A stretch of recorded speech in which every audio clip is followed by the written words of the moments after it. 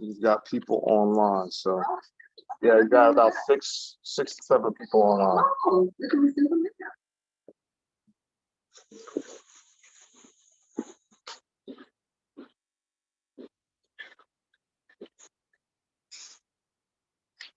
Yeah, you're all alive. Excellent. So we're going to go ahead and get started. Thank you so much for those of us joining us for this really important conversation today on the churches owe a debt. This is a conversation about the role of the church in particular, churches in particular, against the broader backdrop of religious institutions who have played a role in the current conditions of people of African descent around the world. What you'll hear in the remarks today is both background and context to help people, especially Africans, to understand the role that the church has played historically and presently, as well as some of the work that's currently happening, especially around reparatory justice and what it looks like for the church and churches to actually play a role in repair. So it's a really excellent panel. We have, I can't imagine a better panel of speakers for this conversation. Individuals who bring a wealth of experience, knowledge, and are grounded in our people and grounded in principle, which is absolutely critical. So I'm going to just do some brief introductions of each of our panelists, and then we will dive into the conversation. Each person will do remarks of about 10 minutes, and then we will open it up to Q&A and discussion at the end. We'll reserve some time for that. So first, I want to start to my immediate right with Cam Howard. He is a Chicago businessman and real estate investor, and is internationally respected as a reparations activist. He's been in this work for a very long time. In 2014, he spoke at the 8th Pan-African Conference in Johannesburg, South Africa, on the new paradigm of reparations activism. In 2016, he was a key organizer for the US visit of the United Nations Working Group of Experts on People of African Descent that proclaimed that the US must engage in reparations. Cam has held leadership positions with national and international organizations. He is also a part of the core steering committee for the Global Circle on Reparations and Healing. He led a delegation to the Vatican this year in 2022 to further this work and to further this discussion, and has a lot to report back to us. He also has played a significant role in the efforts nationally in the United States around HR 40 legislation and pushing that at the federal level. So it is a great honor to have Cam here with us as one of our speakers.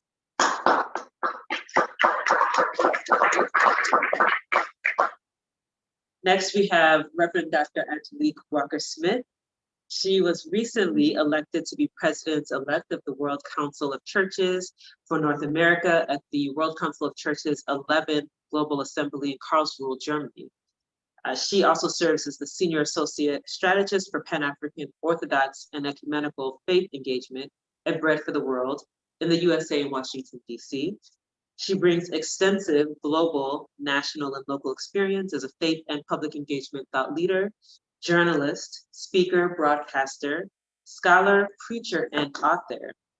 She also serves on the Home Mission Board and as an ecumenical liaison with the National Baptist Convention, USA. Reverend Dr. Angelique was educated at the Princeton Theological Seminary, also at Yale University, so has extensive background in this space. She is also serving and has served just tremendously with the International Civil Society Working Group for the Permanent Forum on People of African Descent. So she has been the co-lead for partnerships for the Civil Society Working Group. So it's an honor to have Reverend Dr. Angelique with us.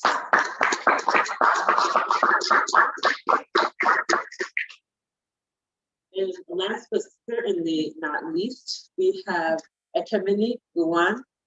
She is a public theologian and co-author of Truth's Table, Black Women's Musings on Life, Love, and Liberation. Hopefully you'll be able to share more about where individuals can find your book. She is the co-host of the award-winning podcast Truth's Table and Get in the Word with Truth's Table.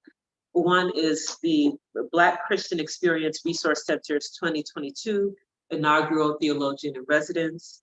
She is also a member of the Aspen Institute's Racial Justice and Religion Commission. Ekemini is a 2022 Aspen Ideas Festival Fellow, and she's also a contributing writer for Hallmark Mahogany. And Christianity Today named her among 10 new or lesser known females. We'll just say 10 getting well known females. One, she earns the Impact Award from the Institute for the Study of the Black Christian Experience for work with Truth Tables podcast. So she's been extensively published in The Atlantic, Washington Post, Huffington Post, has been able to share her musings and share her thoughts broadly with the general public. So it's a pleasure to have you joining us.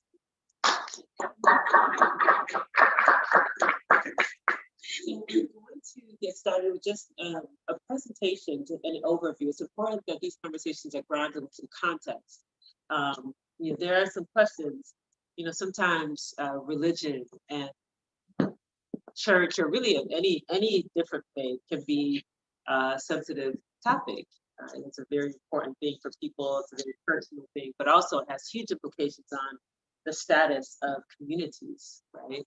So getting some of that background context is important to help folks understand why this is a critical conversation, and it's actually central to a lot of the work that we do.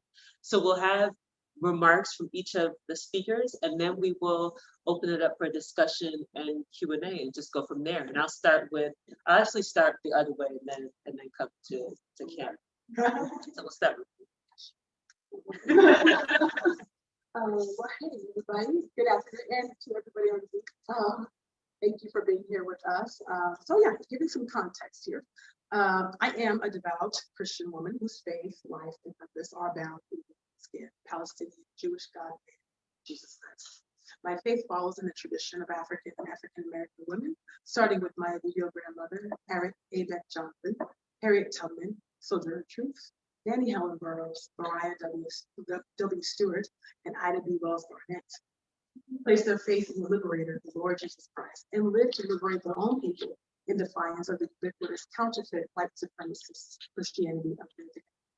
This is the Christian tradition to which I belong, and it is in the spirit that I speak, and it is by the power of the Holy Spirit that I declare that churches owe a debt. As a public theologian, it is my duty and calling to put forth a liberating framework where dignity, livelihoods, and flourishing of all African people and people of African descent are upheld, while calling the church to account on theological grounds for its egregious sins against Africans and African descended people.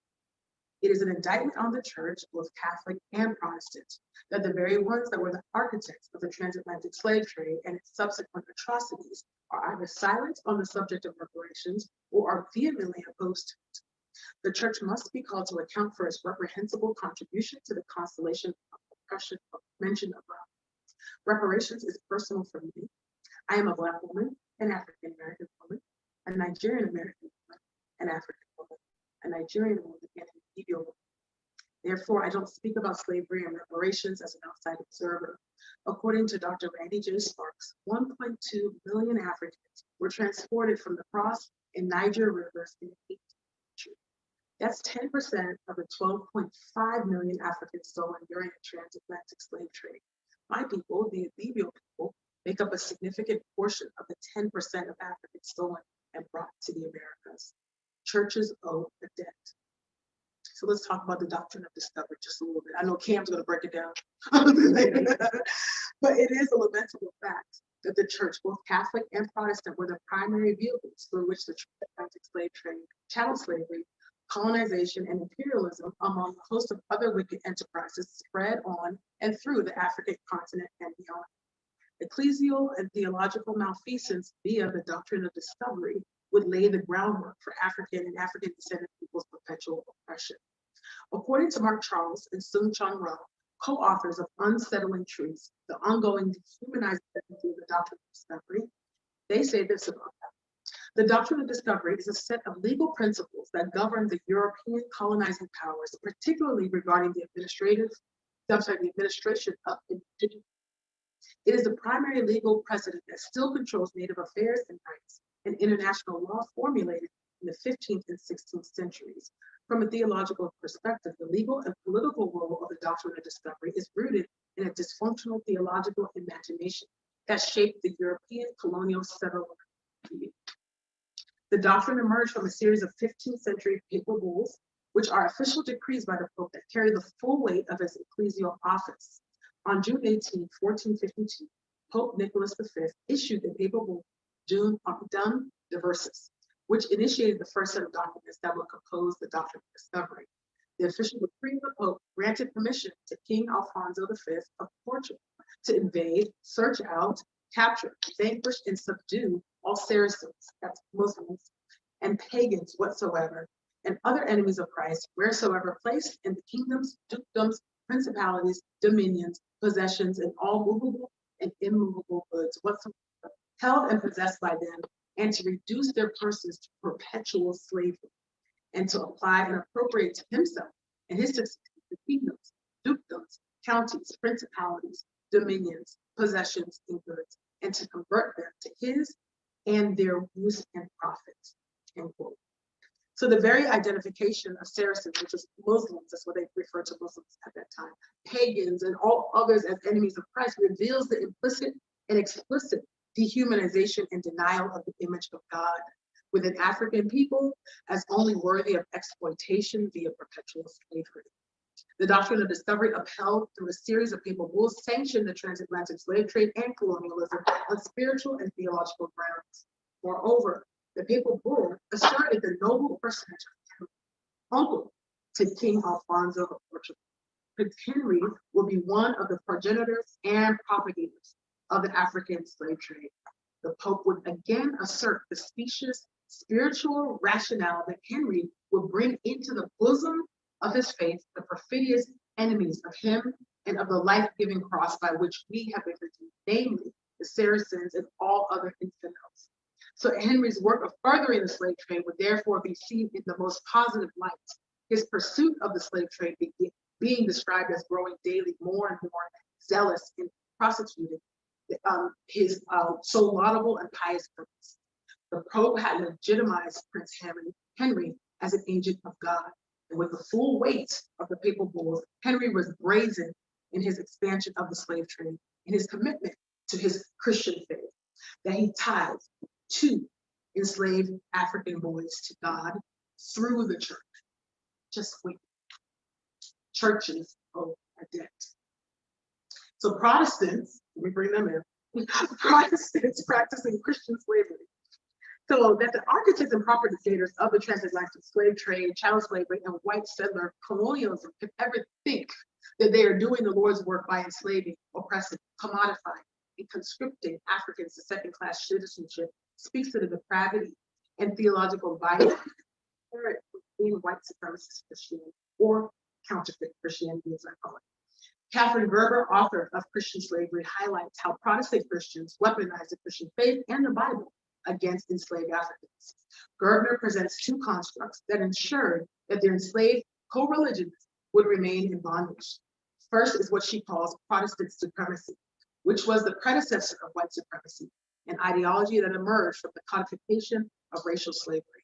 Gerber says, I refer to Protestant supremacy rather than Anglican or Christian supremacy because this ideology was present through the Protestant American colonies from the Danish West Indies to Virginia and beyond. In these colonies, Anglican, Dutch Reformer, and Lutheran slave owners conceived of their Protestant identities as fundamental to their status as masters. They constructed a caste system based on Christian status, in which heathenish slaves were afforded no rights or privileges, while Catholics, Jews, and non-conforming Protestants were viewed with suspicion and distrust, but granted more protections. In other words, Protestant planters knew that Christian conversion and baptism were incompatible with slavery, so they excluded the enslaved from the Christian faith. Regarding the second construct, Christian slavery, Berger states that planters regularly attacked missionaries, both verbally and physically, and blamed the evangelizing newcomers for slave rebellions, regardless of evidence to the contrary. Missionaries responded to this hostile environment by articulating and promoting a vision of Christian slavery that reconciled Protestantism with bondage. She continues, Christian slavery was a polysemic concept Missionaries increasingly emphasized the beneficial aspects of slave conversion, arguing that Christian slaves would be more docile and harder working than their heathen counterparts. They also sought to pass legislation that confirmed the legality of owning enslaved Christians. Over time, they integrated race into their arguments for Christian slavery. Since the ideology of Protestant supremacy used religion to differentiate between slavery and freedom, missionaries suggest that race, rather than religion, was a defining feature of bondage, churches, of the text. Now, Blackness as the image of God. To borrow the famous poetic words of Langston Hughes for the enslaved, the road to salvation ain't been no crystal stair. It's had tacks in it, and splinters, and boards torn up, and places with no carpet on the floor. Bare, you know. Although the enslaved were converted to the Christian faith, those who preached the gospel to them maintained that their conversion had no effect on their status as slaves, which is heretical and a blatant denial of the image of God within the enslaved African. In Genesis 1:26-28, God said, "Let us make man in our image, in our likeness, so that they may rule over the fish in the sea and the birds in the sky, over the livestock and all the wild animals, and over all the creatures that move along the ground." So God created man in his own image. In the image of God, he created them. Male and female, he created. God blessed them and said to them, "Be fruitful and increase in number, fill the earth and subdue it. Rule over the fish in the sea and the birds of the sky, and over every living creature that moves on the ground." What is evident about the image of God is that the glorious endowment has been given to all human beings exclusively. Nothing else in all creation is made in the image of God except for human beings. We were permitted by God to rule over other living creatures, but we were not permitted to rule over each other, which is why slavery and colonialism are so heinous in nature. These wicked institutions violate the image of God within the enslaved and the colonized. The image of God within humanity is our sine qua non. Without it, we cease to be human. Concretely, the whole person is made in the image of God. That has significant implications for Black people globally. Our dignity is made in the image of God. Our humanity is made in the image of God. Our physical appearance is made in the image of God. Thus, the denial of the image of God within Black people is the very site of our oppression. Blackness as the image of God involves our entire being, soul, and body. And that includes the variegation of our skin tones, from the rich melanin that begins an onyx hue to the aurate complexion that looks as though one were kissed by the sun. The image of God extends to our many hair textures, running the gamut from coily to curly, kinky to nappy, and every texture in between. The imago Dei is reflected in our beautiful, defined bone structure, the stride in our step, and the tenacious souls of Black folks.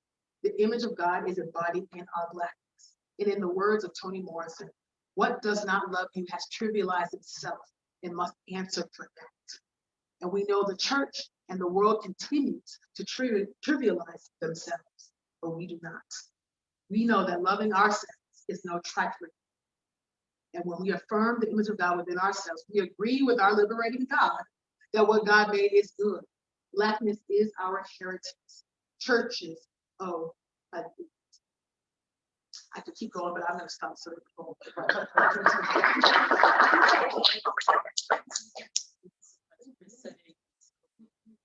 those parts. Hopefully you're tracking some of the things that you've heard. There's a lot in there, but please say that we'll definitely get to Q&A and primarily from the audience at the end. So with that, we'll go to your productive information. Well, thank you, and thank you to my sister for her presentation.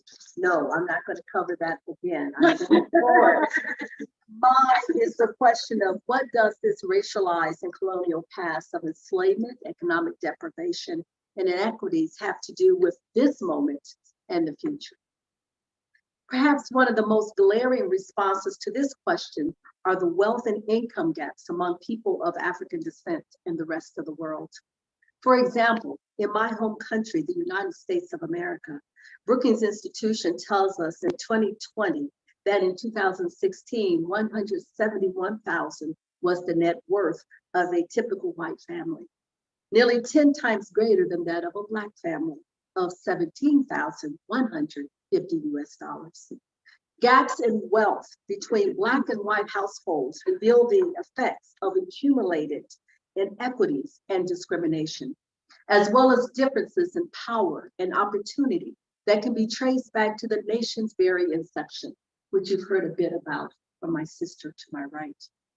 The Black-white wealth gap reflects a society that has not and does not afford equality of opportunity to all of its citizens or those who are residents in the United States or any other part of the world, especially given reference to our migrant brothers and sisters.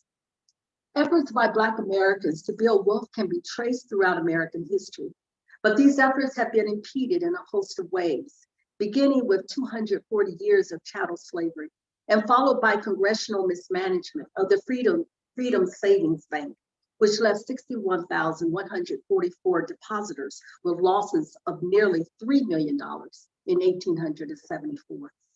Or we could refer to the violent massacres, including the decimation of Tulsa's Greenwood District in 191, and as known as the Black Wall Street, and discriminatory policies throughout the 20th century, including the Jim Crow Black Codes, strictly limiting opportunity in many Southern states, or the GI Bill that was never equitably distributed, or the New Deal's Fair Labor Standards Acts and its exemptions of domestic, agricultural, service occupations that we as people of African descent were so much a part of in the labor force.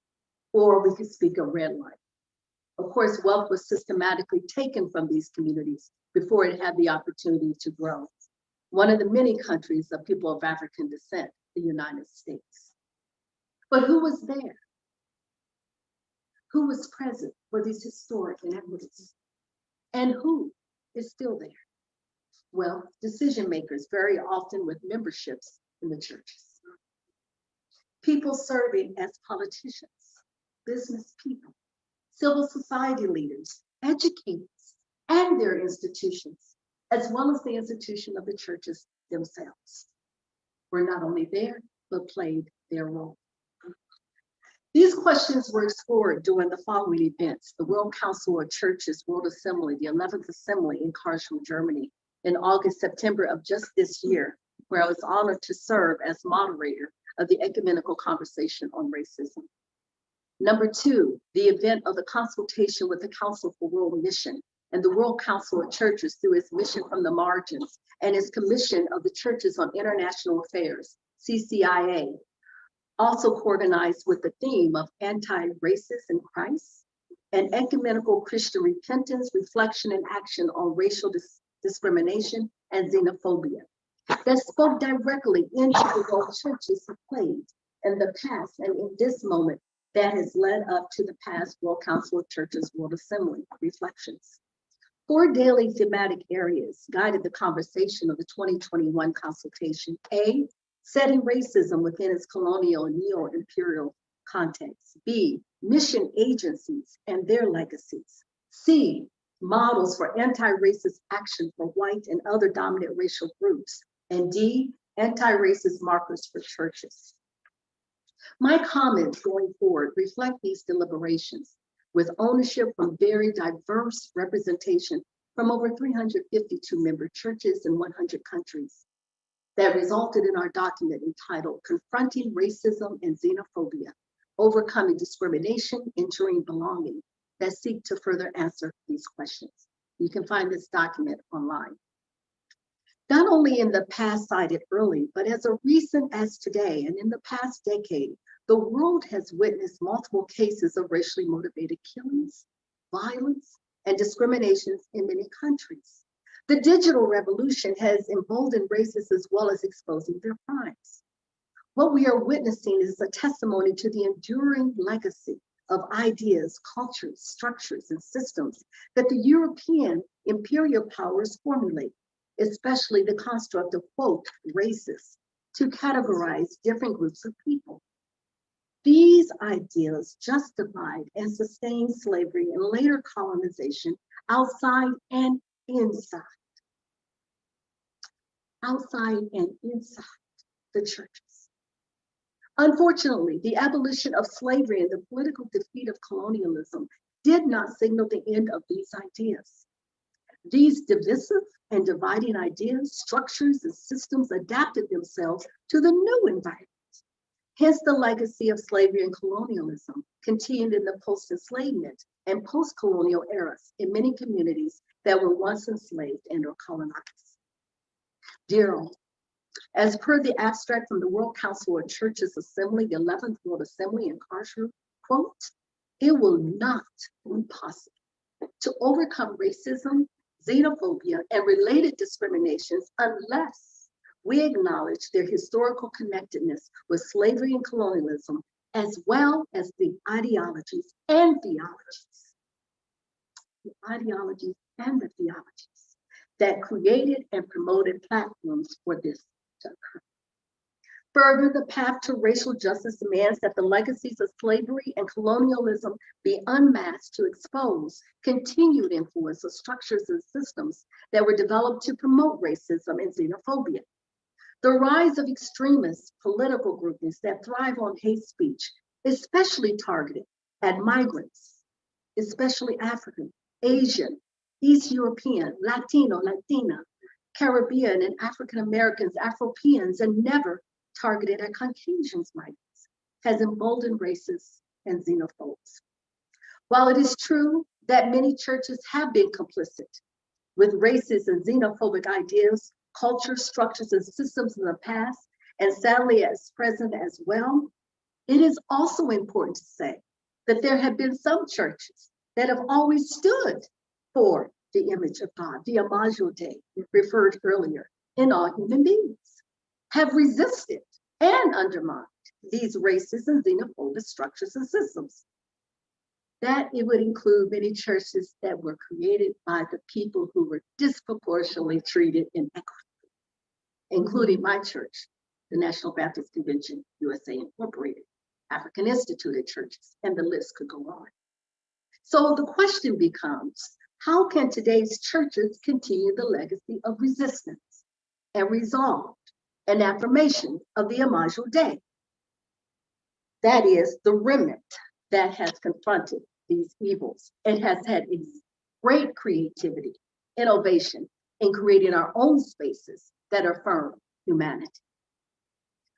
The 2021 consultation helped us to recognize that much effort has been placed into colonizing formerly occupied countries, yet there has been less effort to put forth by former colonizing empires to confront their past as colonizers. And this explains in part why systemic racism and xenophobia is so powerful in our world today. Churches were and continue to be complicit in the soulless actions carried out in the name of civilizing the world. Yes, if the church wants to be the driver of moral and racial justice, it must first acknowledge the ways in which it aided the cause of white supremacy and white male heterohegemonic thinking.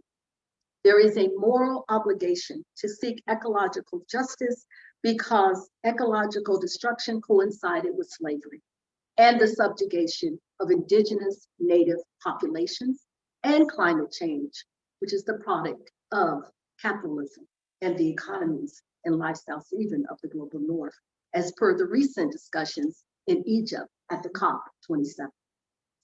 Yes, both the 2022 Assembly and the 2021 consultation events encourage models for anti-racist action for white and other dominant racial groups that need to explore the different ways whiteness and privilege continue to manifest within the churches and the communities, despite many apology statements and the growing awareness of racism in many of the churches that I mentioned now. There is a need to reflect on whether these public apologies, these statements, and so-called policies by churches and otherwise have been transformed into concrete actions. There is a need to reflect upon the presence of anti-Black racism, xenophobia, Islamophobia, and Judaism and other intersectional oppressions within our own church ranks. The church must ask itself, how far does it want to go to restore power to those it has marginalized? The overriding message in both events was that the church has clearly not gone far enough in addressing racism and its various manifestations within the church or the broader society. The 2021 consultation proposed the following as anti-racist markers for churches that were furthered at the 11th Assembly in Karlsruhe, Germany. These are the recommendations. It was stated in the following ways. 1, we need to address the issue of theology. Racist and exclusionary ideas in theology need to be critiqued and alternatives proposed and practiced. Number 2, history. European, North American, and the role of Australia and New Zealand churches need to be honest about their complicity in justifying colonialism and profiting from it. 3, structure. Awareness of how underrepresented groups have been silenced and intentionally in exploring and putting into practice models of shared power. And number 4, reparatory justice and the act of reparations. The call for repentance is linked deeply with reparations and the vision of reconciliation. Reparation is an essential part of turning confession into the grounds for transformative change and not just gradual reforms. It is a model which offers us action and change at the local, organizational, national, and global levels. Yes, there have been acts of apology, which have been seen as ends in themselves, rather than the entry point into new relationships and further journeying towards justice, unity, and reconciliation. And at last, anti-racism work within the churches is not a short-lived answer, a short-term action. No, a focus for a time for church programs until the next headline, that is. Reparatory justice offers the possibility of seeking to ensure resources and companionship for all for the work over the long haul. At last, at the 2021 consultation, the witnesses from the activists who joined the conversations was to challenge the churches to resource the struggle rather than structure it, and that this would be a powerful form of reparatory justice and reparation. I thank you.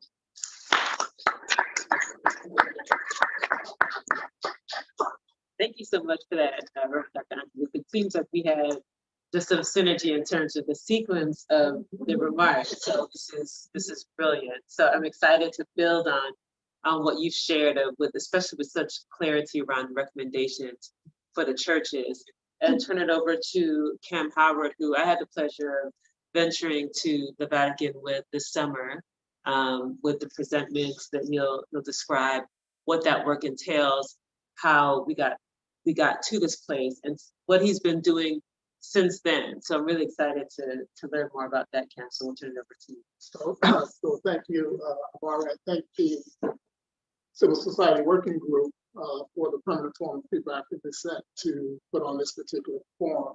It allows us to dig deeply into the history and the role of the churches in the destruction of African humanity. I'm going to talk particularly about an action that we have initiated with the Roman Catholic Church.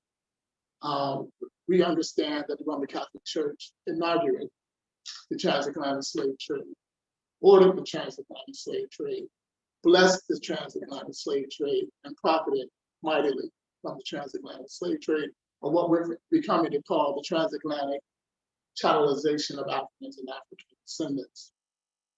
So as an organized activist, when we identify an injury party to our humanity, we look for ways on how we can bring that party to justice.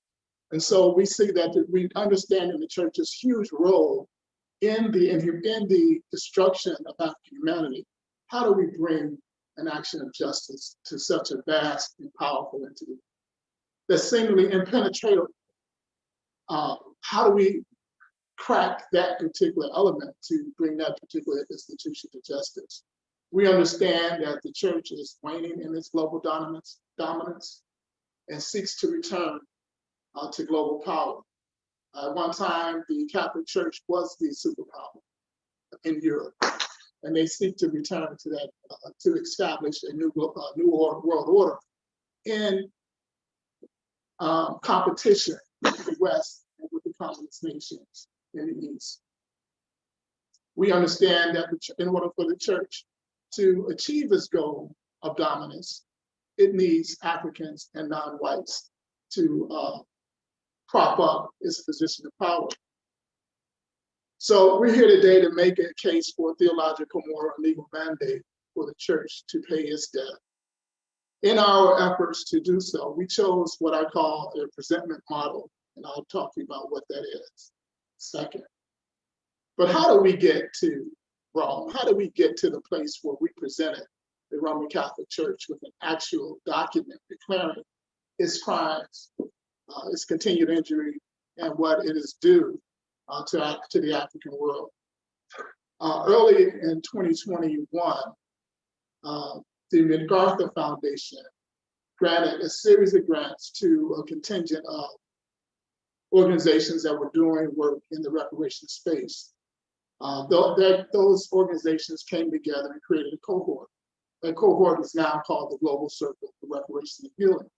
And we were invited, some of us were invited to Italy by Nicole Hannah-Jones in July of early this year. And as we were planning our trip to Bellagio, Italy, at the invitation of Nicole Hannah-Jones, we stated that there's no way we can go to Rome, we can go to Italy. There's no way we can go to Italy and not bring a claim to have some type of action against the Roman Catholic Church that began this whole dehumanization of the African world. And so we kind of talked about it amongst ourselves, and we settled on that we would actually deliver to the church a reparations presentment. So what is a presentment? Presentment is used in criminal law, it's used in commerce law, and it's used in ecclesiastical law. In criminal law, it is an informal statement of offenses. A formal statement of offenses is called an indictment, but an informal statement of offenses is called a presentment. It lays out what the offenses are of an entity or person and what either the state or whatever other institution is going to bring forth in a formal document. In commerce law, it is a statement, a formal statement of claims that are owed. If anyone has ever seen a final notice from a bill collector, that's a presentment in commerce law. It lays out what is actually owed, the claim that is owed. And in ecclesiastical law, it is a statement of title. That title can be gained through inheritance or it can be purchased, but it's a statement of title, and usually that title is gained through inheritance. And so we combine all three of those understandings of presentment into a reparations presentment. And so reparations presentment is a formal statement of a redress claim for gross offenses committed against Africans and African descendants for the continued impact of the historic and current crimes committed, delivered by those who have inherited the negative impact. So we combine all three of those into a reparations presentment. And we're trying to get, and Reparations United came here to the forum to get the permanent forum to adopt this particular document as a model for presenting or for addressing crimes committed, continued impact of those crimes, and the redress needed for the continued impact from a non-government institution or entity. And that is what we deliver to the Holy See. So again, the offenses, what were the crimes of the Holy See? In our presentment, my sister Ecumene, the doctrine of discovery, a series of papal bulls that justified the genocide and land theft of indigenous peoples in the Americas. However, those documents were used on the continent of Africa before they were used in America. And we call those documents not the document of discovery, but we call them war bulls. Because as Brother Safiwe, who assisted us in drafting the presentment, the area of crimes, and I'm talking about the crime section of the presentment, indicated that what they did, what these papal bulls actually did was commit total war, which is an international definition of internationally determined crime against the African world. These bulls chartered and championed the Portuguese initially to go into Africa and create war crimes, engage in war crimes. And I'll talk about what those are in a second. And also the crimes against African humanity. So we charged the Catholic Church with total war crimes, and crimes against humanity. All have international legal definition. We also charged them with the crime of the hand myth that stated that God cursed Canaan, turned him black, and turned his children black, and that blackness meant that they would also be subjected to perpetual enslavement. And so that lie of white superiority and black inferiority was something that the church produced, and we still see that represented across the world, where whites are at the top of everything good and blacks at the bottom and considered everything negative and bad. So those were the crimes that we laid out in the presentment. What were the injuries, the legacy from those crimes? We stated that, as an author in Chicago stated in his book, Brainwash, that blacks are on the bottom of every good list in America and on the top of every bad list. But we can look across the world and we'll see the same thing. Whether you're in any country in Europe or you're even in indigenous African countries, you'll still see, if there's whites there, other they're on the top, Africans in their own country on the bottom. But certainly in countries where we've been pulled out of the continent, we exist on the bottom of every good list, like health and education and wealth, et cetera, and on the top of very bad lists, like disease and mortality and life expectancy, et cetera. Also, we noted in the presentment that when you look at the development of nations across the planet, there's a human development index. And in that human development index, it ranks nations according to very high development, medium development, and low development. You'll find that 86% of European nations are in the very high development ranking, none for African people. When you go down to high development, you have another 10% of European nations and only 3% of African nations. So when it comes to high and very high development, 96% of European nations exist in those two categories. Only 3% of African nations exist in those categories.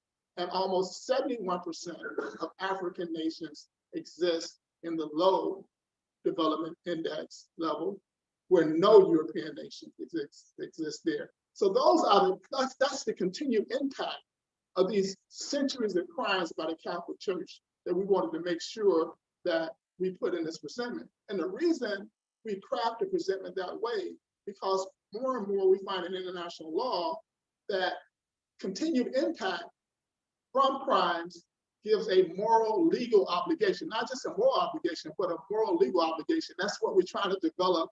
Some of our international law scholars are trying to develop. I was in a conference in Cambridge, UK, a couple of months ago, and that's some of the work that they're trying to iron out is how do you produce a legal obligation from a moral obligation? How does it flow? And one of the ways that it flows is showing continued impact. And so what we laid out in the presentment on the injury section is the continued impact of these crimes committed by the church for over 400 centuries, 4 centuries, sorry, 400 years. And then the final section was the reparations section.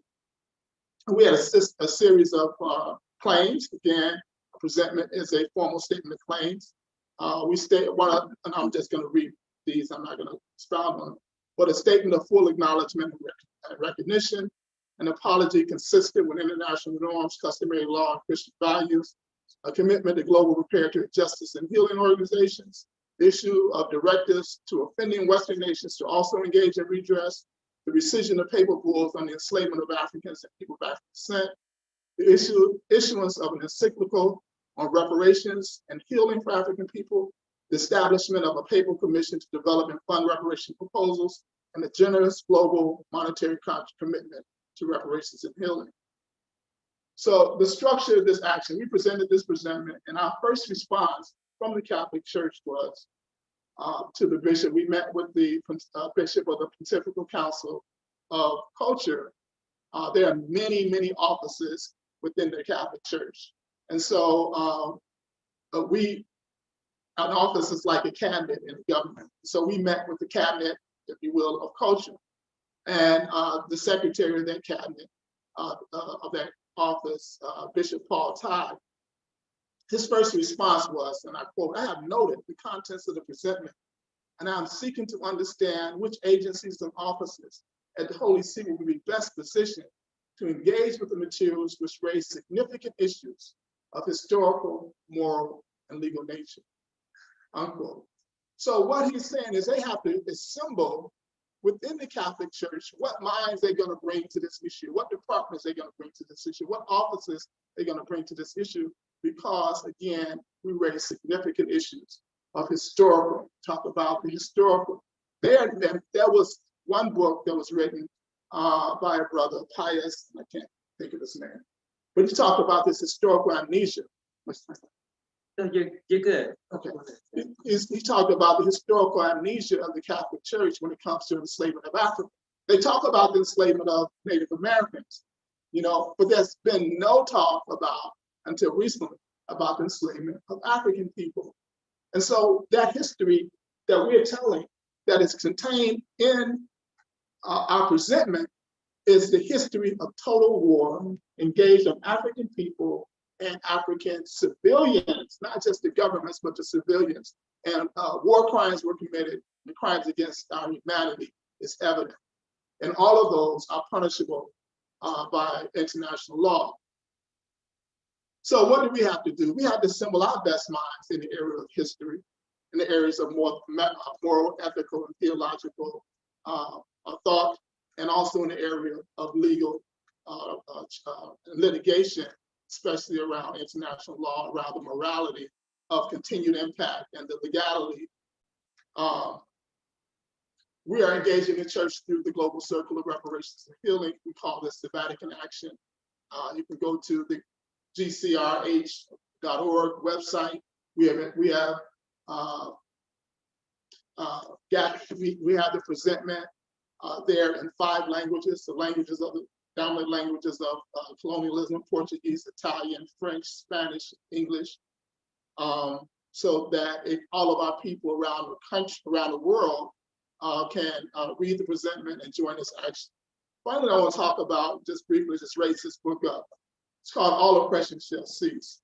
I got the title of this book from Bishop Ty in our last email. This book is just recently written by a young Jesuit priest. And it looks at the history of the Roman Catholic Church in relation to slavery. And it talks about all of these several periods of the church and what were their positions on enslavement. And then he concludes, whether or not the church should pay reparations. So he concludes that the church owes major reparations for the theft of African labor and also for the profit that it has received. Now, they probably going to excommunicate this guy once this book becomes. So I suggest that anyone who's really want to, because it lays out the legal justification that the church used for centuries in justifying and blessing and condoning and profiting and all the church, not all the church, but how they also enslaved Africans in their institutions. And so he lays out a 5-part framework on how the church should respond. But part of that response is actual redress, what he calls restitution in the form of monetary damages for the theft of the African property, which is what's our labor and our peoplehood, and the profits that the church made in that regard. So I thank you.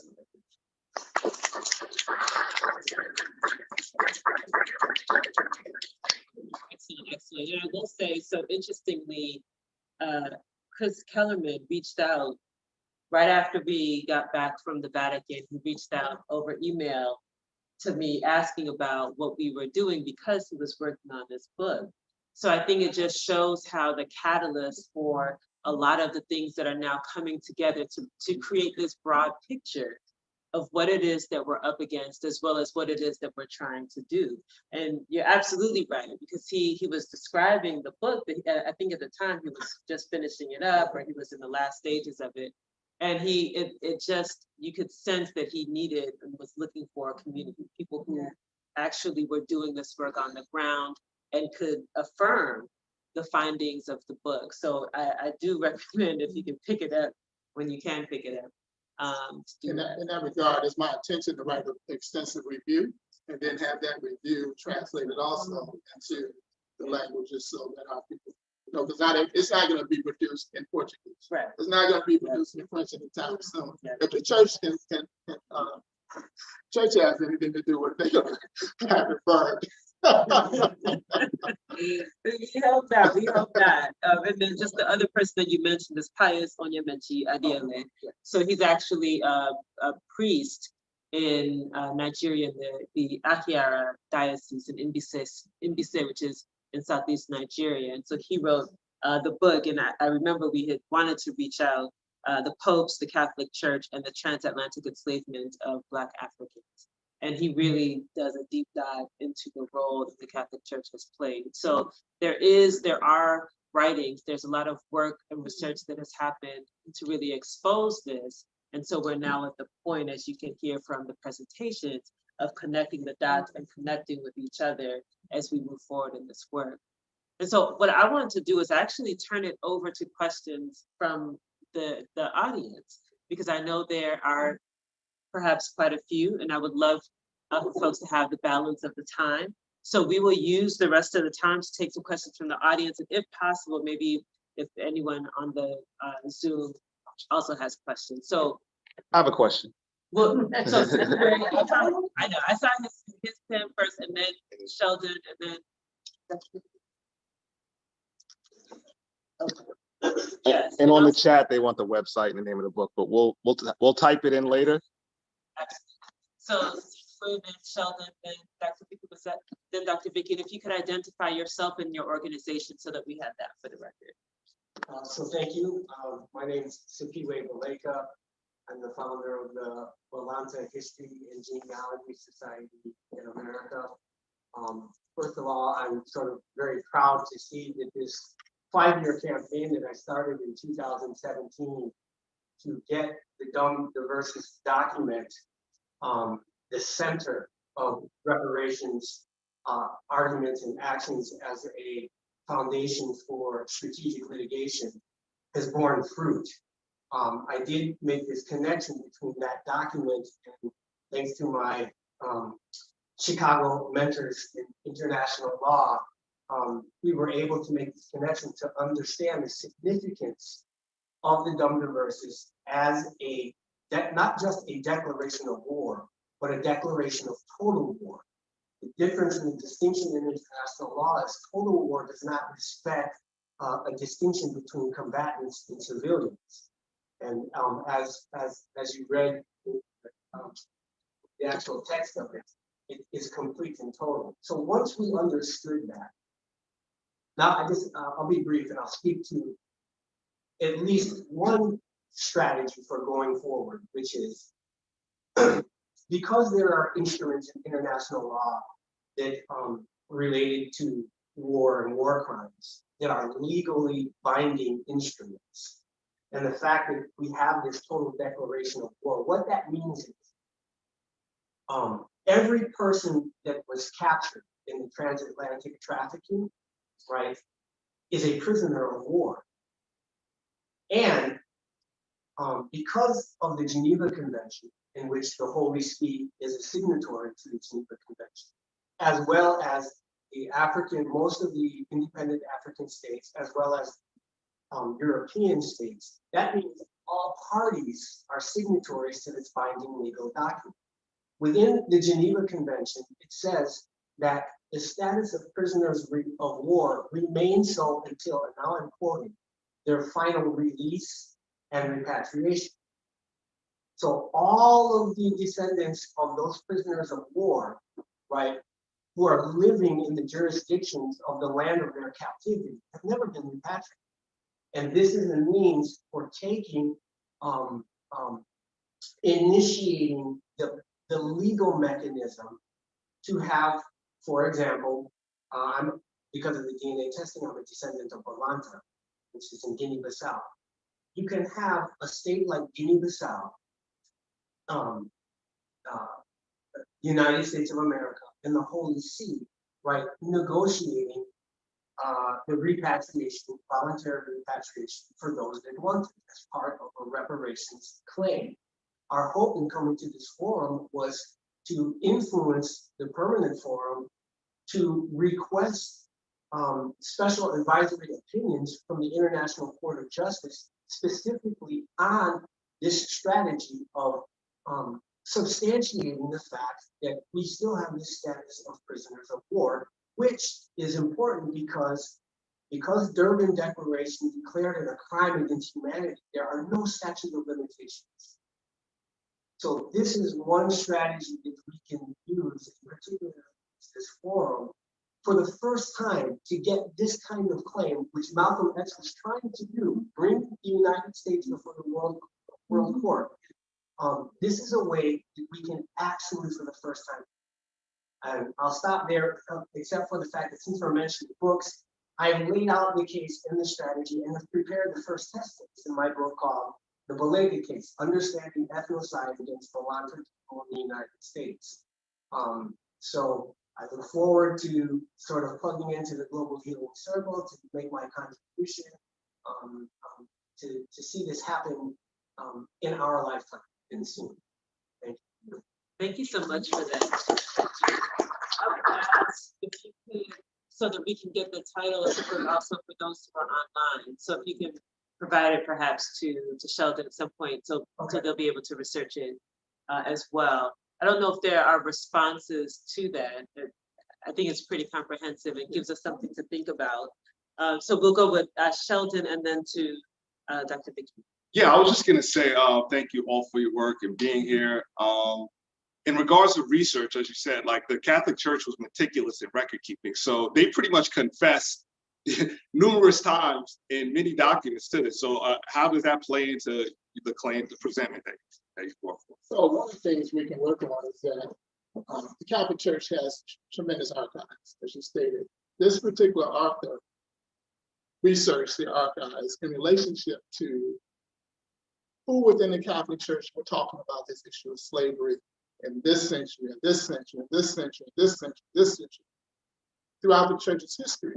And so we have now, in their own words, in this particular piece, that they had a systematic, centuries-long relationship with the dehumanization of African people and the property of the labor, the declaring of us not human and having no souls, and those type of things. So historically, the record is there, and what we're trying to do with the history is attach it to the law, as that's Brother Sophia stated. And we attach the history to the law. It's clear what you did. It's clear who was in control, who were the persons who were ordering, who were sanctioning, who were blessing to this history and to these actions. And now that lays the case for the repair and restitution. May I also add that for Protestant churches and other churches, if you will, they too have archives. They can be identified. And there are some authors that have written up some of that history. I think the role of World Council of Churches is to encourage that research, and particularly in this moment for those who don't have that research to do their audits, which is also one of the proposals in the document that I've identified, which I'll give to you for the World Council of Churches website. But the Council of World Mission, who I cited, was a co-convener with the World Council of Churches, which is one of the oldest Protestant agencies that was a part of some of these conversations. So just to say, I think on either side of the aisle, the materials are there. It's a matter of being able to frame and engage the research in a way that yields to the arguments, like presentments that may be called differently in other churches, but the idea of what a presentment may be. So we'll take our last question, Dr. Vicky. Yeah. All want to think about taking on the class that was made with my consultation yesterday and the UN, and I don't know if they're going to but it was to literally go to and serve chair gave both that's this process, which I'm just so honored and excited that you all are moving forward. Regularly with human rights things as well as civil rights things, which we know is designed to figure out all of the international.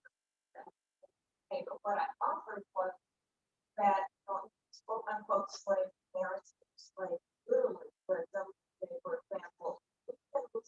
those actual voices of testimony and I referenced one I'm sorry, Laura, but it also ties to yet another one of the phenomenal side events that of which you all are doing the culminating one from the International Civil Society Working HBC global, so global HBC way. But what I was referencing yesterday was the first time University 272 formerly enslaved Africans literally were sold down the river into the sugar cane plantation borders.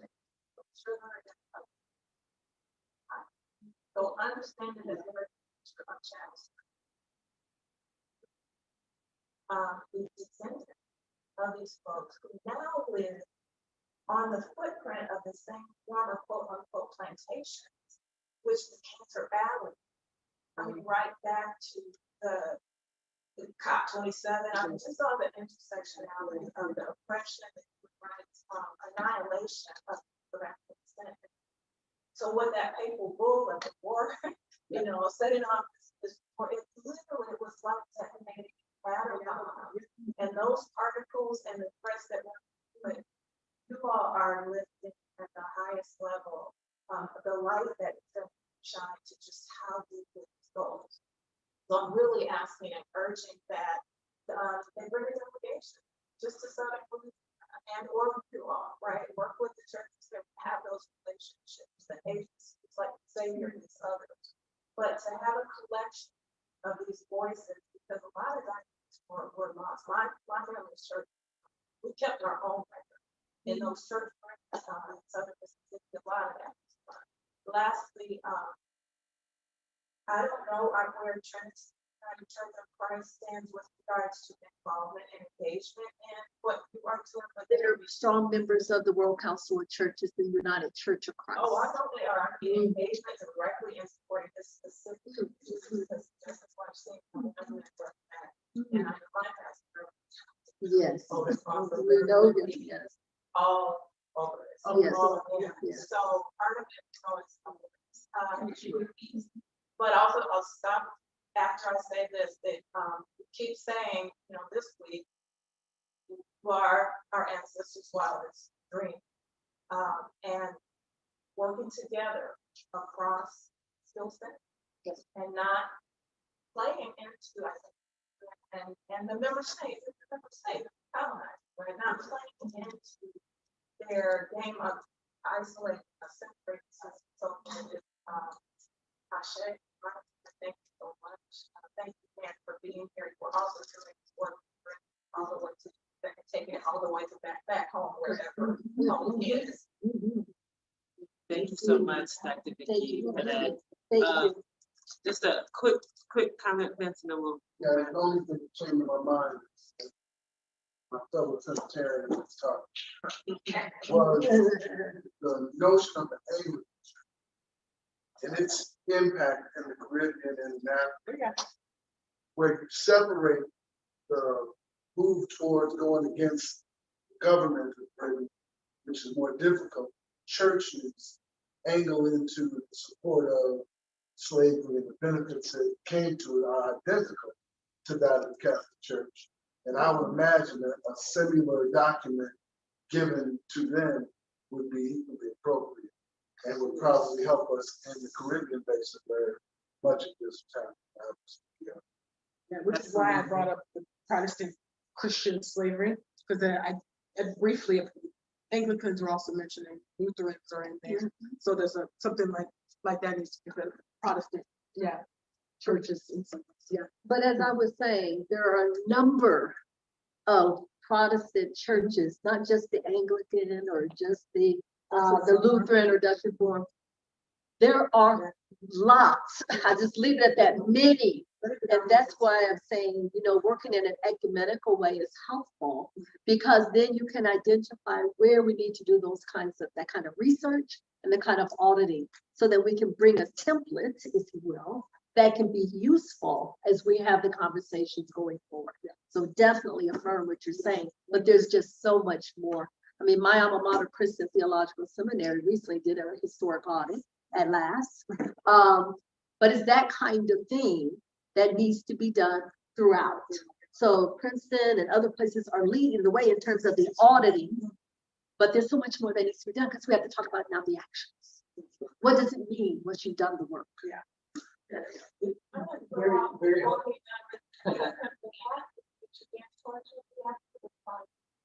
Please, they have to move the fight. The genocide convention, which U.S. ratified says that it applies any attempt to destroy in whole or in part psychologically my organization or a person have break. It's a convention against torture. Yes, yeah. One of the few treaties that the U.S. has ratified, but again, you all are talking about global, Yeah. right? Yeah. So I'm just saying that even in the most strictest, most opposition setting, that works. Transform. It's very critical about it. But the genocide convention brought, just raising that, brought, just saying the word. We charge genocide against tribes. So those songs that are there for lots of testimonies, some of the international board. That is something important. And I was just warned, it literally got on hold, network shut down. Threats against my person. So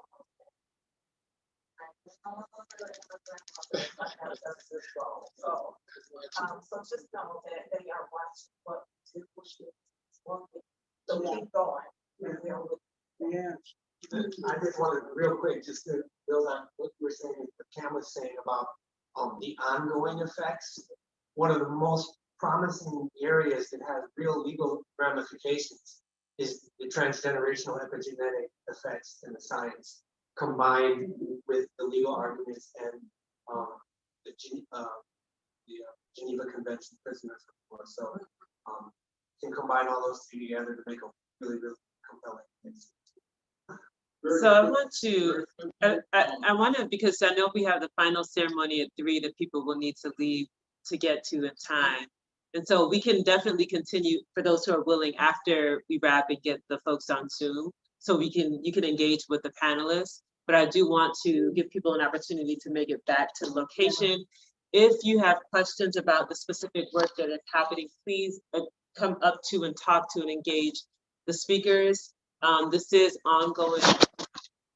Right now, we're really in the stage of connecting the dots. So a lot of the research is there, the connections can be made, but we have to connect the dots. Absolutely. So I want to thank our speakers.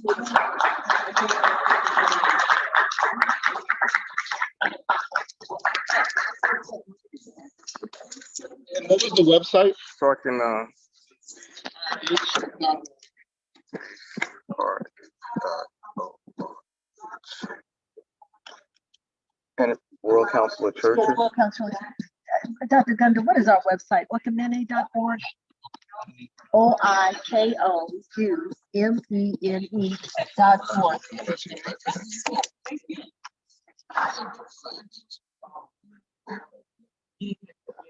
Yeah.